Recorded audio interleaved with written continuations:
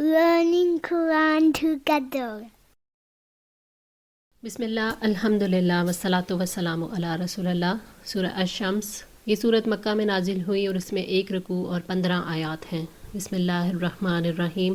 والشمسی، قسم ہے سورج کی، وضحاہا، اور اس کی دھوپ کی۔ دہا کے معنی چاشت کا وقت بھی ہے جب سورج خاصا بلند ہو جاتا ہے، اور اس وقت کی دھوپ بھی جبکہ روشنی کے علاوہ سورج کی گرمی بھی اہل زمین کو متاثر کرنا شروع کر دیتی ہے۔ اللہ تعالیٰ نے سورج کی، اس کی حرارت، اس کی روشنی اور اس سے حاصل ہونے والے فائدوں کی قسم کھائی ہے۔ والقمری، اور چاند کی، اذا تلاہا، جب وہ اس کے پیچھے آئے، یعنی چاند کی قسم جو سورج یا دن کے پیچھے آئے۔ چاند اپنی روشنی میں بھی سورج کے پیچھے چلتا ہے، اور منازل میں بھی اللہ تعالیٰ نے چاند کے سورج کے پیچھے چلنے کی قسم کھائی ہے۔ والنہاری، اور دن کی، اذا جلاہا، جب وہ ظاہر کرے اسے۔ دن کے وقت جب سورج زمین پر تمام چیزوں کو روشن کر دیتا ہے، دن رات کی تاریکی کو دور کر کے سورج کو نمایاں کرتا ہے۔ واللیلی، اور رات کی، اذا یغشاہا، جب وہ اسے ڈھانپ دے، اور رات کی قسم جب وہ زمین کو ڈھانپ کر اسے تاریک کر دے۔ والسمائی، اور آسمان کی، وما بناہا، اور اس ذات کی جس نے اسے بنایا، یعنی آسمان اور اس کے بنانے والے کی قسم جس نے اسے بڑی شان اور عظمت والا بنایا، جو مضبوط اور خوبصورت ہے، جس کو اللہ تعالیٰ نے مہارت کے ساتھ بنایا ہے۔ والارضی، اور زمین کی، وما طحاہا، اور اس ذات کی جس نے اسے بچھایا۔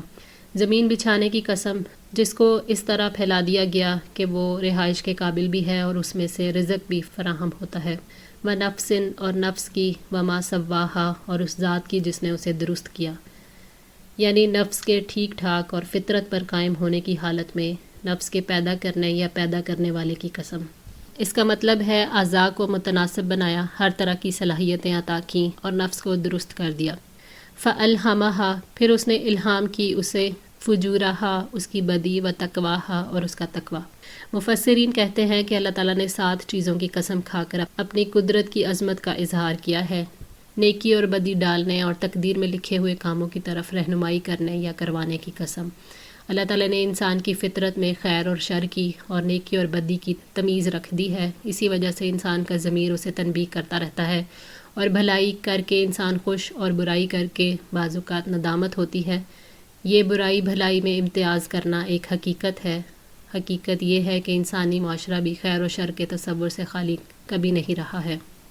قد افلاحا، یقیناً کامیاب ہو گیا، من زکاہا، جس نے اسے پاک کیا، جس نے اپنے نفس کو کفر اور شرک سے، فاسد عقائد سے اور برے اخلاق سے پاک کر لیا، وہ پاک ہو گیا۔ جس نے اپنے نفس کو اللہ تعالیٰ کی اطاعت کے ذریعے پاک کر لیا، وہ کامیاب ہو گیا۔ وقد خوابا، اور یقیناً نامراد ہوا، من دساہا، جس نے اسے دبا دیا۔ خاک میں ملا چھوڑنے سے مراد ہے کہ نفس کی باغ دوڑ شہوت کے ہاتھ میں دے دے، عقل سے کوئی سروکار نہ رکھے، گویا خواہش کا بندہ بن جائے۔ جس طرح سورج اور چاند، دن اور رات، زمین اور آسمان یا خیر اور شر ایک دوسرے کی ضد ہیں، اسی طرح خیر اور شر کی بنیاد پر اٹھنے والے اعمال کے نتائج بھی ایک دوسرے سے مختلف ہونے چاہیے، وہ کبھی ایک جیسے نہیں ہو سکتے۔ تقویٰ کی بنیاد پر کیے ہوئے اعمال کا نتیجہ کامیابی ہے، جبکہ کفر کی بنیاد پر کیے ہوئے اعمال کا نتیجہ ناکامی ہے۔ کذبت ثمود، سمود نے جھٹلایا، بطغواہا، اپنی سرکشی کی بنا پر، یعنی سمود نے سرکشی سے حضرت صالح علیہ السلام کو جھٹلا دیا، حق کے مقابلے میں تکبر کر کے صالح علیہ السلام کے سامنے سرکشی کا مظاہرہ کر کے اور بغاوت سے ان کی تکذیب کی۔ اذ انبعث، جب اٹھا، اشقاہا، سب سے بڑا بدبخت اس کا، قبیلے کا بدبخت ترین شخص، کدار بن سالف، اونٹنی کی کونچیں کاٹنے کے لیے اس وقت اٹھا جب سب نے اس پر اتفاق کیا اور اسے ایسا کرنے کا حکم دیا تو اس نے ان کی بات مان لی۔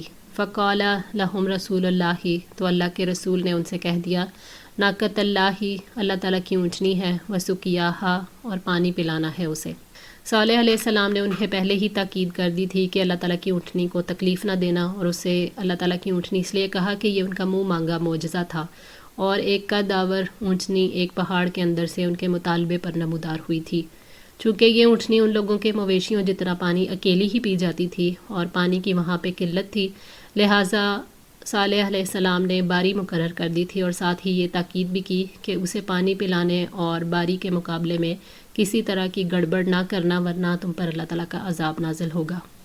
فَكَذَّبُوهُ، پس انہوں نے اسے جھٹلا دیا، فَأَقَرُوهَا، پھر کونچیں کاٹ دیں اس کی، فدمدما تو ہلاکت ڈالی، علیہم ربہم ان پر ان کے رب نے، بذنبہم ان کے گناہ کی وجہ سے، فسواہا پھر اس نے برابر کر دیا اسے۔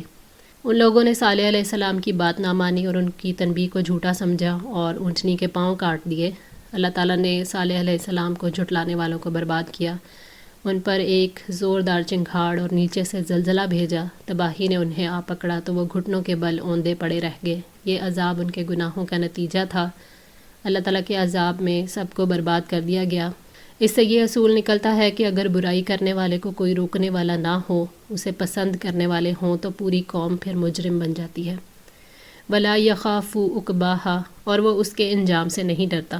یعنی اللہ تعالیٰ جب کسی قوم پر عذاب بھیجتا ہے تو اسے کسی کے انجام کی کوئی پرواہ نہیں ہوتی۔ اس قوم کے تاوان سے وہ کیسے خوف رکھے جب کہ وہ تو قہار ہے اور اس کے قہر اور اس کے تصرف سے کوئی مخلوق بھی باہر نہیں ہے۔ اس کا ہر فیصلہ اور ہر حکم حکمت پر مبنی ہوتا ہے۔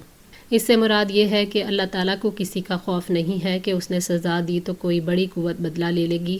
اللہ تعالیٰ انجام سے بے خوف ہے کیونکہ اس سے بڑا کوئی ہے ہی نہیں۔ وہ انجام سے بے پرواہ ہے کیونکہ کوئی اسے انتقام لینے کی قدرت نہیں رکھتا۔ الحمدللہ اللہ تعالیٰ کی توفیق اور مدد سے سورہ شمس مکمل ہوئی۔ اللہ تعالیٰ سے دعا ہے کہ ہم سب کو استقامت عطا فرمائے، قرآن پاک کو پڑھنے، سمجھنے اور اس پر عمل کرنے کی توفیق عطا فرمائے، ہماری غلطیوں کو معاف فرما کر ہم سب کی اصلاح فرمائے۔ جزاکم اللہ خیر، والسلام علیکم ورحمۃ اللہ وبرکاتہ۔